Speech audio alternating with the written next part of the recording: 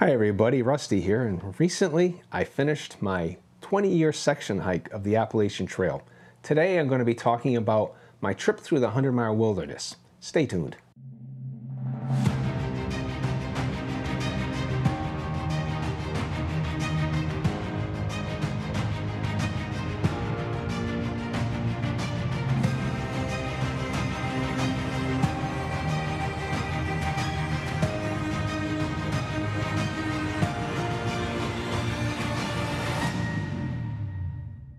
So here's a look at the map of the entire Appalachian Trail, and the green part is what I had done before this year, and that little red part up north, toughest 120 miles of the entire Appalachian Trail. And I finally was able to fill out this certificate. Now, this isn't anything official, it's just something I made for myself because I'm, that sort of person. I make awards for myself. And I was able to finally color in the main map. The 281 miles was left uncolored in because I hadn't completed it yet. Now, there's a question here. Was it really a 20-year section hike? I started in 2005 and I completed in 2024. But my father first brought me out on the trail in 1969, so we could say it took me 55 years to finally get to finish this trail.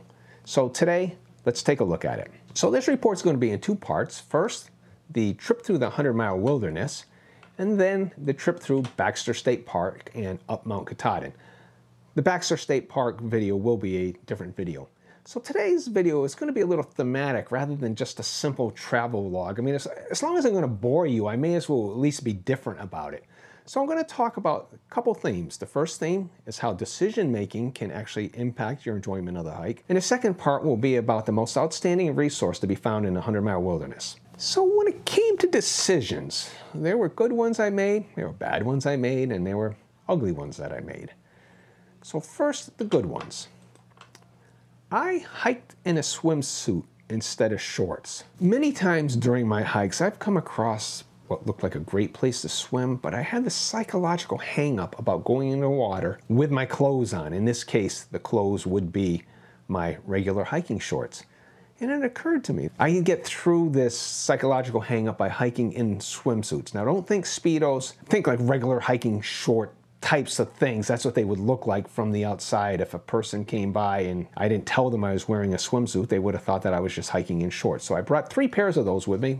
Turned out to be overkill. 2 would have been enough. That got me through that psychological barrier that was just keeping me from enjoying the streams and the lakes that I came across. So let's go out to the trail and take a look at some of them.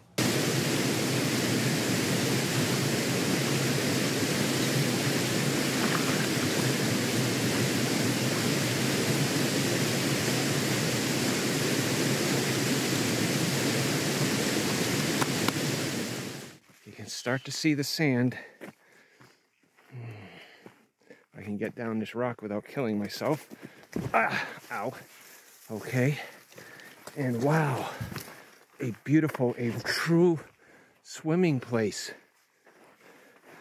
Yeah, with some rocks to dry my clothes on. So I'm going to soak my shirt and put it on the rock. If it dries quickly, I may take out my other clothes. In the meantime, I am going to take my shoes off and get in there. Ooh.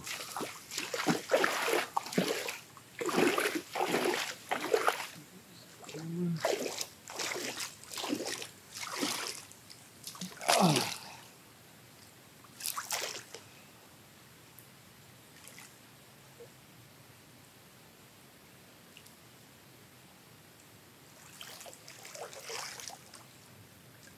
This is one of those where I wish I came by at the end of the day instead of midday. As well, a midday swim is fine.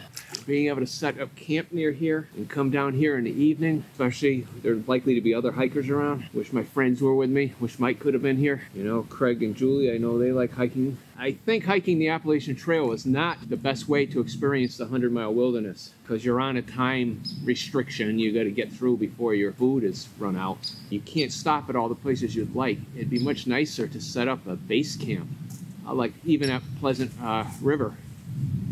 Rent a tent site there, not the Appalachian Trail tent site, but just the other ones, and then go up and explore the falls. I only could do that briefly. I took a few seconds of video of one of the falls. Boy, that would be a way to experience this area. Another decision I had to make was I took a half day after 3 days out there, even though I was not making good time. I had covered about 9.5 miles a day for the first 4 days, actually. The fourth day I took as a half day, so I did 3 full days and then a half a day. I just needed a rest. Something was clearly wrong. My problem is I'm usually not into the hiking experience until after about 5 days, and then I've got my trail legs. They're not fully trail legs, but at least I'm getting into the groove and I can start putting on some miles. Well, in the 100-mile wilderness, you're kind of pressed for time the whole way. Has to do with food supplies, but I just felt it had to be done. I had to take a half day. It was like a 7 or 8 mile day, and I stopped at a particular campsite, and that worked out very well. So let's take a look at that. Well, it's the end of day 1 on the trail. It's my last section of the AT, last 115, 117 miles, I guess. You know, I've completed section hiking the entire trail over the years. Got into this place late. I just entered the 100-mile wilderness. It's not tough, but the footing is, you've got to watch your footing, so the going is slow. I only made 10 miles today, which is actually typically what I do on my first day on a trip like this. But I've made it to this campsite shelter. It's not really good for pitching tents. It's kind of hard. You can see the tent behind me. You know, I've got to make do. There is water nearby, but it's coming out of a beaver pond. So I happen to have picked up water before getting here, a tributary that was actually going into the beaver stream. So it's not tainted with beaverness, I guess is the way to put it. So I have about a gallon of water, a little bit less. So I'll be cooking with that. I'm a little late to be cooking, but got to eat tonight. First day on the trail. It's kind of par for the course. I'm at the Sydney Tappan campsite. I only went 7 miles today, 7.8, I guess 8 miles today. I had a late finish yesterday, and I've been waiting for a half day for a while, just looking for the best place to do it. Well, circumstances kind of forced it on me. Down there's a very good water source. It's a spring. Very clear water coming out of it, which I'm going to show in a minute. There's no water between here and the next campsite, which is 5.4, I think. Very difficult miles, some of the steepest climbs. Today started out good. It was a rather mild climb for 6 miles, and then all of a sudden things took a turn upwards. So I decided to set up my tent here. It was either here or in a little field over that way. Not the one you can see through the trees there. That's just kind of a common area. Problem with that, it was too close to the trail, plus it's right near the privy. Now the privy is one of those moldering privies. It's very nice, very clean. I'm going to use it as a bear box, actually. Just put my earth sack in there, unless there's a lot of people here tonight.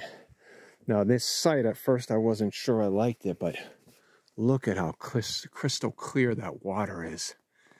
It almost seems like an insult to filter it, but of course I will. This also came with this handy crossbar here for me to put my pack on.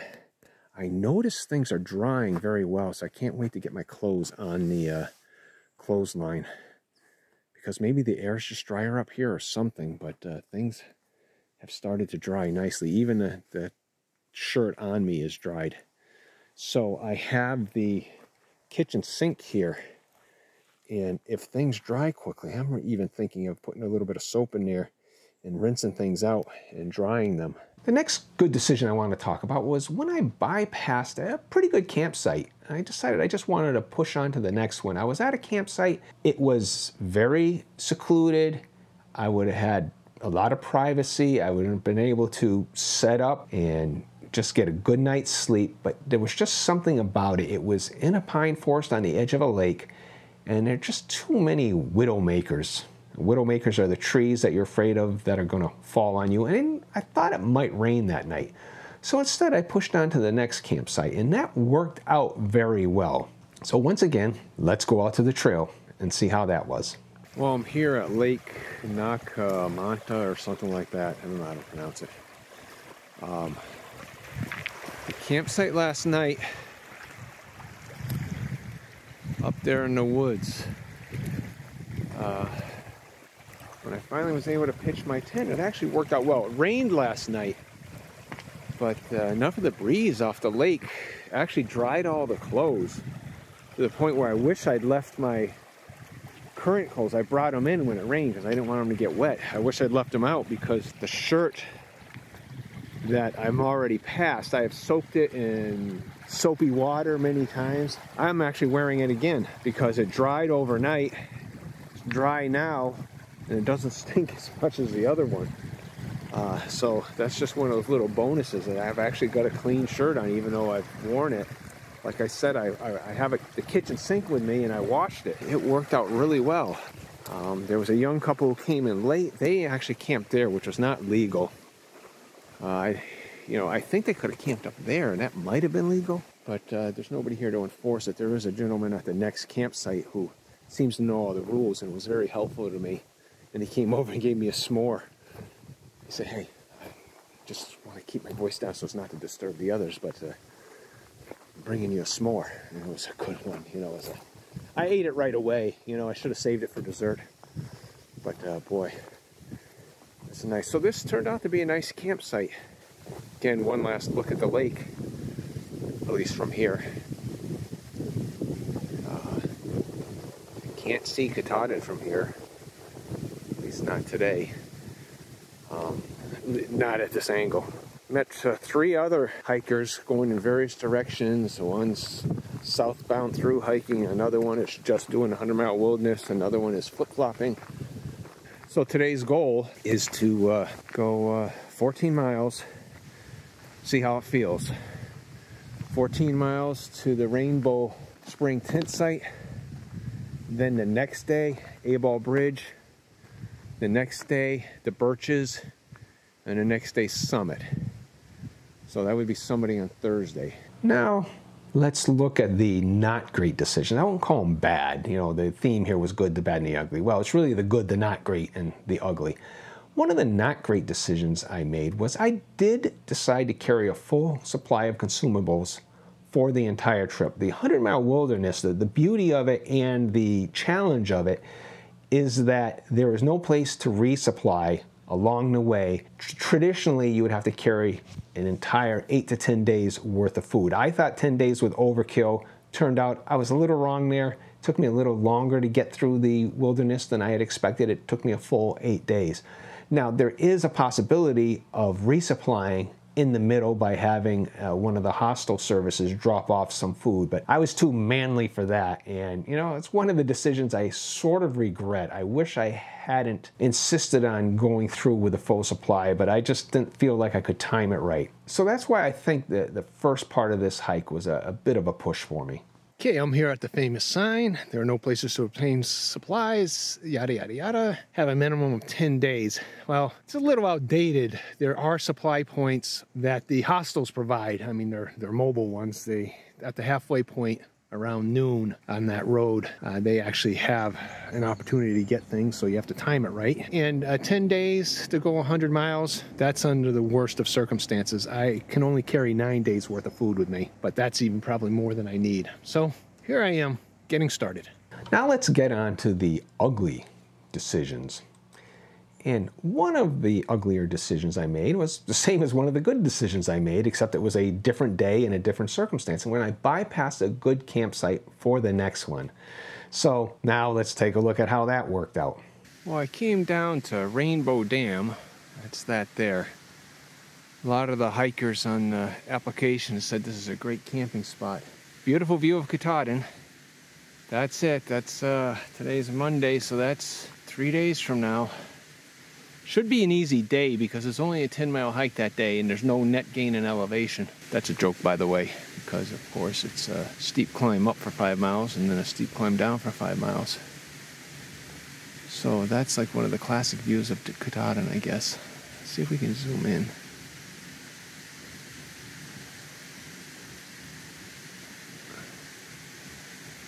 So yeah, there it is. That's Katahdin. I'm going to look on the other side of the dam and see if there's any tent sites there because that's what the things say. Otherwise, I'm going to continue on to the my originally intended site, which was the Rainbow Lake tent site, which is not this. Well, this was my last night out in the 100-mile wilderness. Got like 11 miles or so to go to Eyeball Bridge. It was not a good last night. I had stopped by Rainbow Dam and decided not to stay there. Probably, in retrospect, it would have been much better there because it rained. It poured all night, and I would have been exposed. At least when I was there, it wasn't raining, and I would have been able to set up and get it right. I stumbled on to the next campsite, which is Rainbow Spring. It was starting to rain. It started to rain hard, so I was under canopy, under the, the tree canopy a bit, so I wasn't getting drenched or anything. But I set up in a hurry. It wasn't level ground. There's roots all over the place. But I got everything in, and I implemented my rain protocol, which is basically eat cold food. Everything in the tent hunkered down. Around 9 o'clock, I reach over and I touch my hat, which was just laying next to me. And it was soaked. And I realized that there was a big puddle inside my tent because one of the guy lines was not set right. And water was dripping down the edge there. Surface tension was bringing it up, and it was pouring in there. So I got out, fixed it. I used my hat as a sponge, and I got the puddle all out of here and got it actually pretty dry. And then I put a dry-ish bandana down on that spot and set my watch for beat me every 20 minutes. And I checked every 20 minutes for an hour, and it was still dry, despite the fact that it was really pouring out. So the adjustment worked. So now let's just look at a few more clips of some of the views that I had while I was out there before I go on to talk about the greatest resource out of the entire 100-mile wilderness. The miles are coming very slowly out here.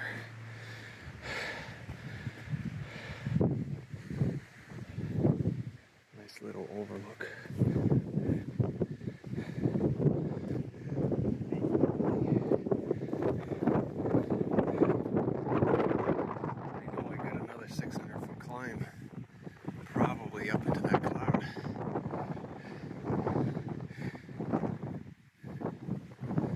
Here I am at the summit of Chairback Mountain, trying to make it to Pleasant River campsite where I got a reservation Darlene made for me. Thank you, Darlene. Amazing what you can get done. I didn't have bars, but she could text with me, so she made the reservation. But that means I've got to put on 3 more hours of hiking, and it's already 4 o'clock, so I'll get there around 7. But at least I put on some miles today because I was really feeling out of it these past couple days. I had to show you this. I just came down that mess. Chairback Mountain. I did get a few scrapes on the way down. Those ladies who were behind me, they're moving at a snail's pace. They ain't gonna make it. They're in a heap of trouble because they have to go almost as far as I do. Wow. I'd rather actually go up this than down it, and I think I have. I think Mike and I did once, because we did hike this section of trail or somewhere near here once. Maybe this was the one, I don't know. This is Whitecap Mountain. Go hiking along rocks. Not much of a breeze. I wish there was a better breeze up here. I'm feeling a little bit of one, but a nice breeze would be nice to dry me off. But, this is the first real part of this 100-mile wilderness that has the look and feel of the rest of Maine. Quite often in Maine you come across stuff like this. But in the 100-mile wilderness, this is pretty much the first one of any size. Well, I'm on what's called Little Boardman Mountain. There was a claim that there's a trail out to a view, but it seems to have overgrown, and there is no view out here. Too bad. But this is the 50-mile mark going north to south, going south to north of the 100-mile wilderness. It's actually probably 49.7 going north to south because the 100-mile wilderness is misnamed as 99.7 miles. and I just whacked my head on a tree branch. I wonder if there's any blood. Anyway, this has been a killer 50 miles. It's taken me the best part of nearly 5 whole days to finish this 50 miles. I'm not done for today. And it flattens out and gets a lot more level. I don't know that the footing's any better, but at least I won't have these climbs. I had 5 big climbs today. Just the fact that I was able to do it is telling me I am getting better here, but boy, this is really, the first 4 days have knocked me out. Sign coming up. Maybe this is saying we're at the top. I don't know. I thought there was supposed to be a view. Appalachian Trail, Rainbow Ledges, Rainbow Spring, 5.2 miles. That's how far I'd expected to come. So I guess I'm going to come over here and see what I can do to make the arrangements for finishing this hike in a couple days.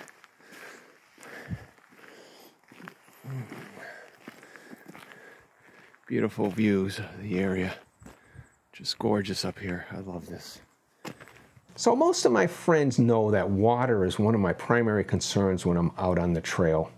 And when I was being dropped off at Monson, Maine by a professor who was an employee at the hostel and a thru hiker himself, he told me that water was not going to be a problem in the 100-mile wilderness. And he was absolutely right. He said there would be plenty of water, the streams would be running well, yet the river crossings, and there were 3 of them as it turned out, where I had to actually take off my boots and carry them, unbuckle my backpack for safety reasons, because if you fall over when you're fording a river, you don't want to be tied to your backpack. You want to be able to get out of it quickly.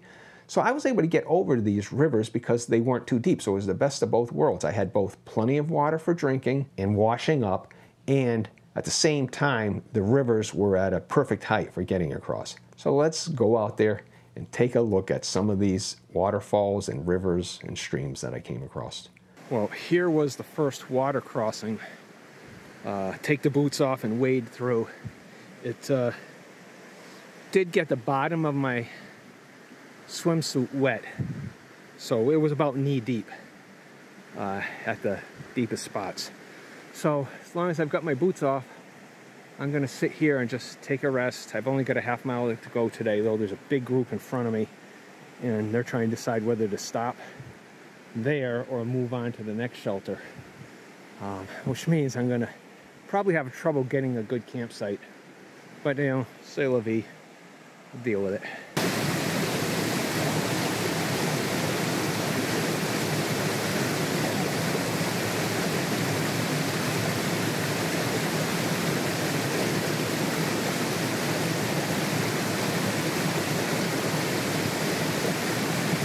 Here's the next river crossing. I just ran into a hiker coming the other way, and she told me, yeah, just keep your boots on and walk across. The rocks are slippery anyway underneath. Boots give you traction, I guess. I don't know. I'll look. I don't want to get water in my boots. That's ridiculous. Well, despite what that other hiker told me about just walk across in your boots, I gave that the big NFW. And with the help of that rope, I went across barefoot. Another delay, though. It's hard to make miles out here. And the terrain's not especially tough, it's just the footing is never good, and then you come across things like this, and it sets you back 10, 15 minutes. Well, this will be by far the widest crossing that I have to do. Pleasant River. It's boots off. Say it's shin deep. Another beautiful stream. I didn't need water as usual, but I couldn't resist at least a chance. It's very cold, so I at least soaked my feet, because one of my ankles is sore. So, early stop to the day, because I haven't even been hiking an hour. Okay, even though I've got 9 miles of heavy climbing ahead of me, all the notes from the hiker said to come see these falls. Apparently there's several of them here. I'm not going to take the time to see them all. but you can kind of see it there between the trees. Unfortunately, I don't have a better view of it. But yeah, you can tell they're probably pretty spectacular here. Well, I know I'm beginning to sound like a broken record, but after 2 hours of climbing, I saw that pool, and I decided I would deposit my body into it. So it's the coldest one I've been in.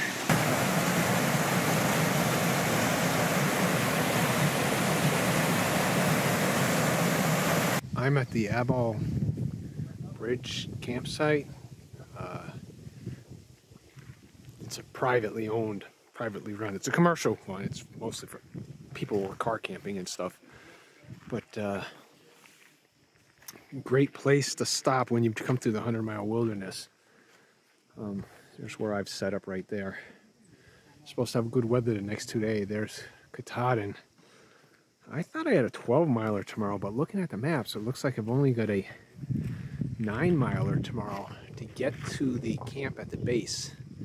So I'm going to get up real early, get in line to get a reservation at the Birches, but it should be an easy 9 miles. It's 900 feet of ascent, so that's 100 feet per mile, which is barely noticeable. So here's the Abel campsite. So that was my experience with the 100-mile wilderness. Hiking through this area has been a dream of mine since I was a teenager. It took me 50 years to finally get to go through, and it was both everything I expected and nothing like I've been through before.